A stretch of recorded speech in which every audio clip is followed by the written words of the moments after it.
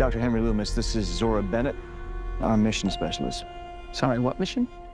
Hello, everybody. As mentioned, we are here for a review of Jurassic World Rebirth.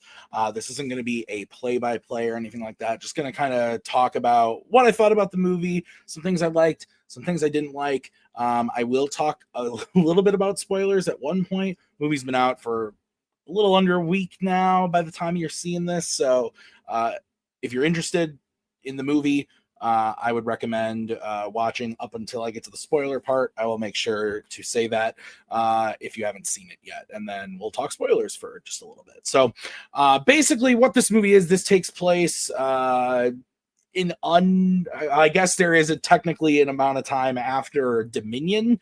The movie opens up 17 years ago in the past, assuming on an island where they're making, kind of the Indominus Rexes, or the mutated versions of dinosaurs for Jurassic World. So, assuming Jurassic World took place in 2015, 10 years ago when it came out, this movie takes place 7 years before that, while the park is up and running and doing its thing. So, or that's when it starts. That's when it opens. And then it jumps to present day. So assuming Dominion took place in 2022 when that movie came out, we're probably looking at it taking place today. So it takes place a little bit after Dominion then, and I didn't know this from the trailer, so there's some stuff that's like pretty big plot points that's not part of the trailer, but I don't consider it necessarily spoilers. But if you're sensitive to any of that kind of stuff, I'm going to talk about just like the basic plot. So the basic plot is that like most dinosaurs are pretty much dying. People are not interested in them anymore.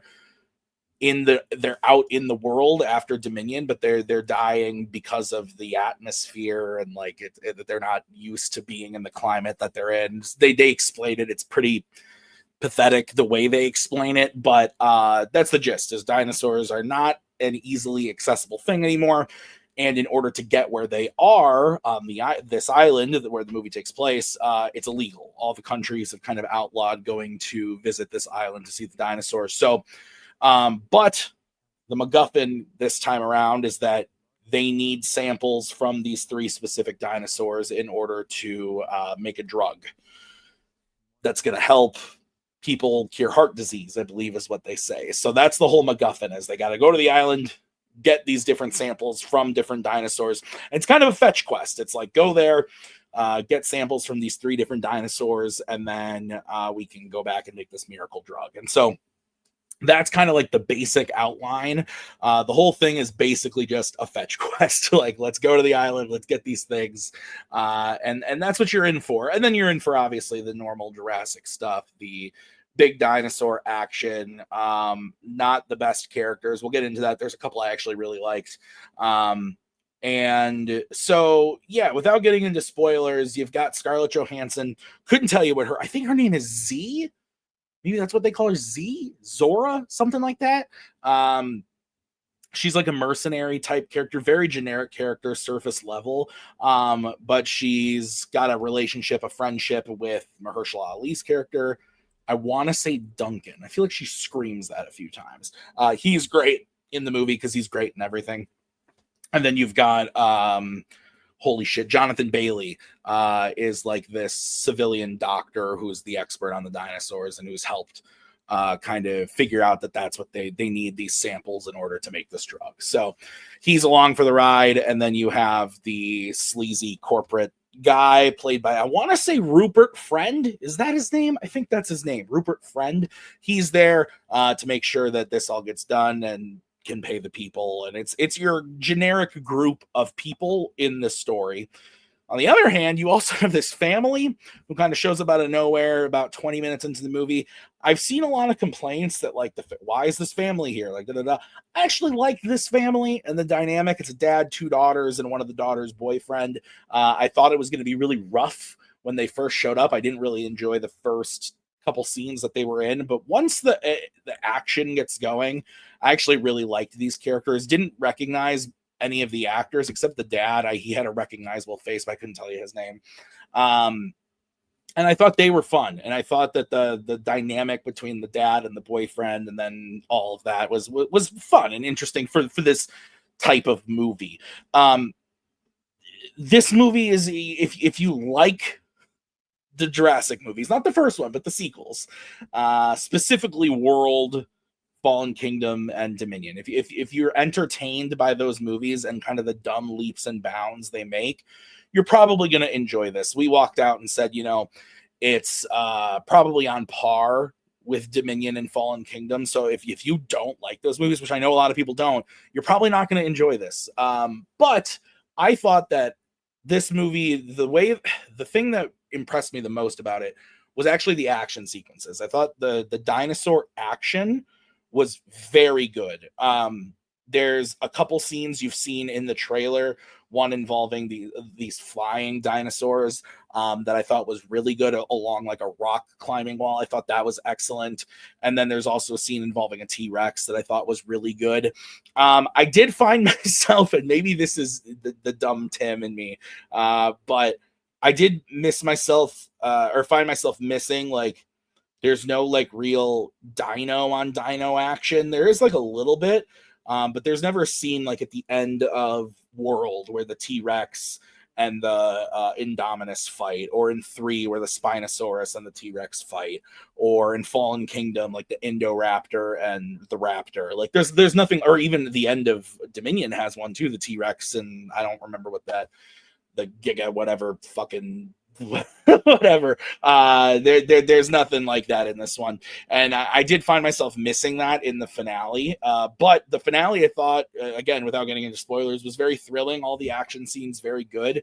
It just kind of comes down to the fact that, if you're coming into the movie wanting highbrow, intense cinema, that's not this. And I think that when you buy a ticket for Jurassic World. Now, people might bite back at that, saying, well, the first one, has those action scenes, has really thrilling moments, like the raptor scene, and it also has the Thinkman's stuff in it. None of the sequels have really done that, and I think it's just a testament to how good that original movie is. But if you're purely interested in just like fun, I think this movie's fun. I thought it was a really fun time at the movies. The theater we saw it in tonight was packed, which I loved seeing on a Wednesday night. That, spoiler alert, that's when I watched this. I really enjoyed that everyone seemed to be having a good time, and that when it ended, everyone was cheering and very happy. So I think it is a movie that will please the masses and will make a good buck. I wish they would focus more on developing the characters. And again, without getting into spoilers, some of the characters do have like surface level stuff that I really liked. Specifically, like there's a whole sequence very early on where Mahershala Ali's character said that he once had a son, and it's not expanded on at all. Beyond that, he's like, I used to have a kid. And then it's not expanded on at all, but you can tell that hurt him, obviously. And then later on, like, he's protecting kids. So it's like, you could see where they could go there with that and make that an interesting character arc, but they don't really at all. Same with Scarlett Johansson.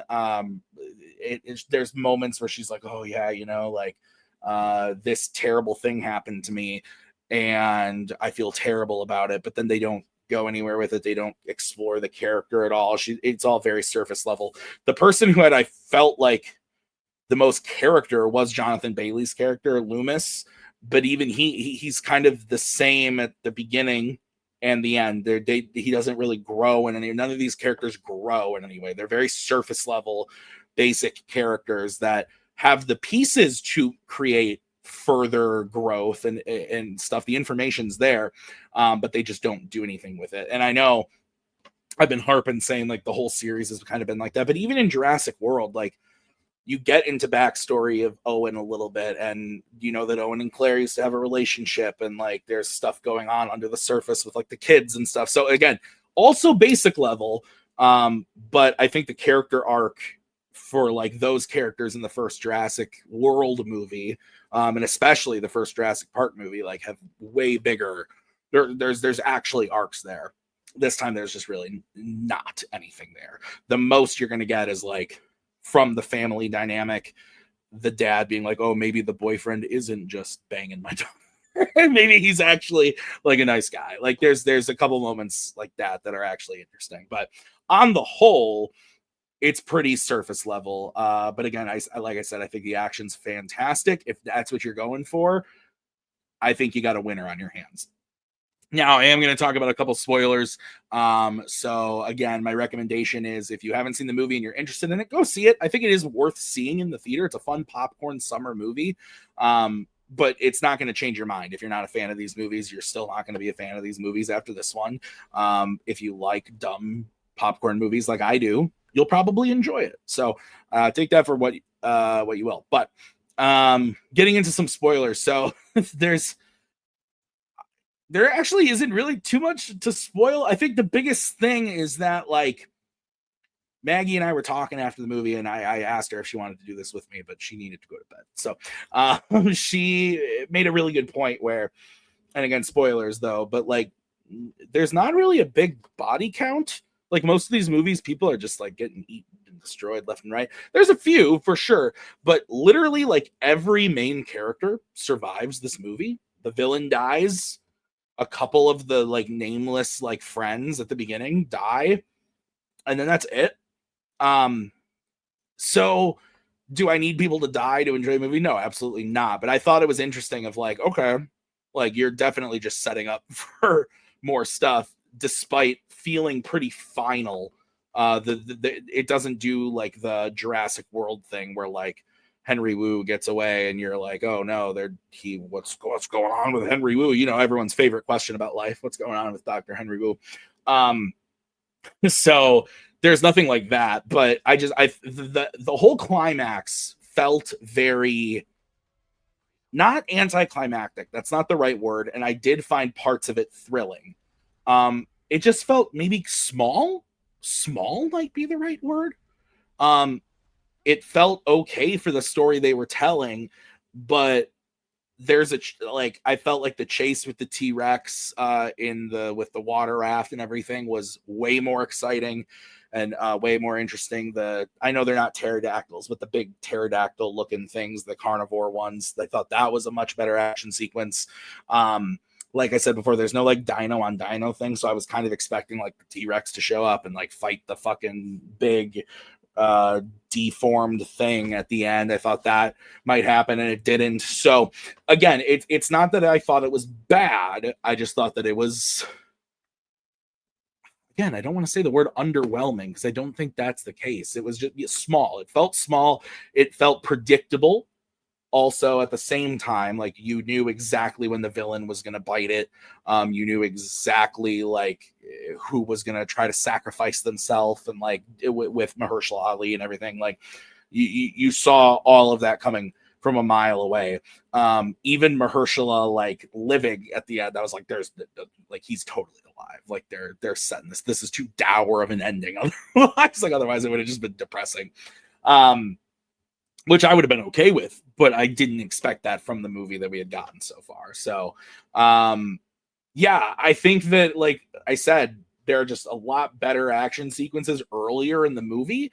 And it's weird because I was interested in the MacGuffin setup of the movie. But at about 20 minutes in, when Mahershala first shows up, maybe 15 minutes, it's more like when Mahershala shows up. And that's when I started waning a bit. I'm like, okay, let's get the ball rolling. Let's do something. And the first like 30 minutes of this movie, not a ton happens. It's like things are happening, but it's a lot of like scenes where the characters show up and they're like, we need to go do this. Let's go do that. And then you see them getting ready to do that. And they're like, okay, let's meet this person. Okay, let's go do this. And it's not until about 30 minutes in where like stuff actually starts happening. And I felt like the movie was really like picking up and hitting its stride pretty much from the Mosasaurus scene onward. I thought it was a lot of fun, a really fun time. So again, it felt pretty final at the end. Like I don't know if they've announced more of these. I do think that, you know, I feel kind of bad that like I really like Gareth Edwards, right? Gareth Edwards. I always get Gareth Edwards and Evans, the guy who did the raid.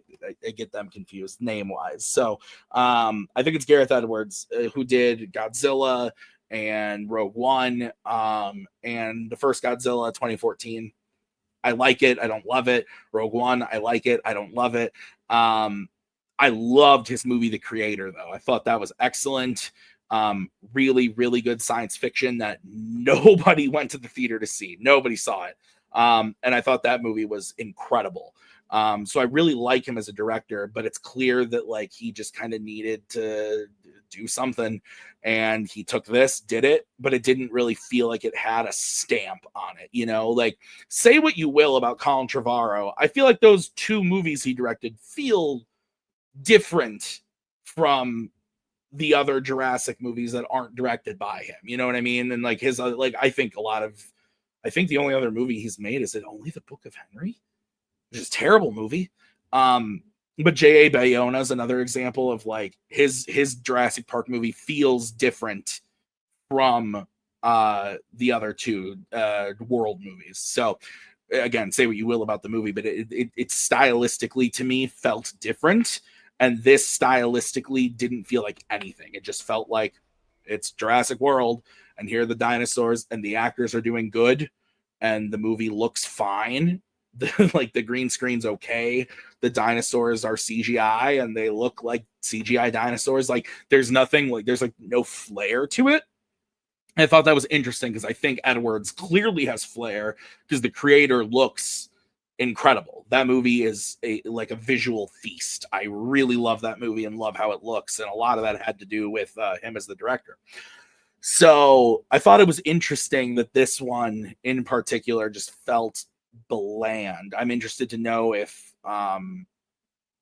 he was a little more hands off, or if he just kind of was like asleep at the wheel. Again, it's not directed poorly or anything. It just didn't feel. It felt it's probably a negative for most people, but maybe a positive for some. It felt like an amusement park ride that's directed well. I'm just surprised that it was Gareth Edwards at the helm, considering what he did with The Creator. So take that what you will. Overall, like I said, if you like these movies, go see it. I think you'll have fun. It is not nearly as good as a bunch of other stuff you could go and see right now. Maybe not a bunch. F1. See F1. F1's really good. And there's other stuff coming out. Like I'm looking forward to Superman, but I think for the mass audiences right now, it's a fun movie. If you like them, if you don't like them, don't waste your money. If you are like, it's a lot of seen it before, done it before. There's nothing really new going on, but it's still entertaining and a good theater experience. I also recognize, though, that the theater experience is expensive and not great for everybody. So if you don't want to waste your money, I totally get it. But I think if you like these movies, like if you're a Birch, if you're a Tyler Birch, you're going to love it. I think. Maybe. Did you like Dominion, Birch? Comment below. Okay, so that's going to do it for me. Thank you guys for watching.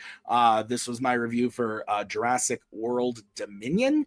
Rebirth. Jeez. Jurassic World Rebirth. It's in theaters now. Coming up, we got Tim and Nick to close out the show. If you like this review, make sure to hit like on the video, subscribe to the channel, and maybe I'll do a couple more of these. We'll see what happens for movies I'm interested in talking about more than 5 minutes, because that was 19 minutes that went by.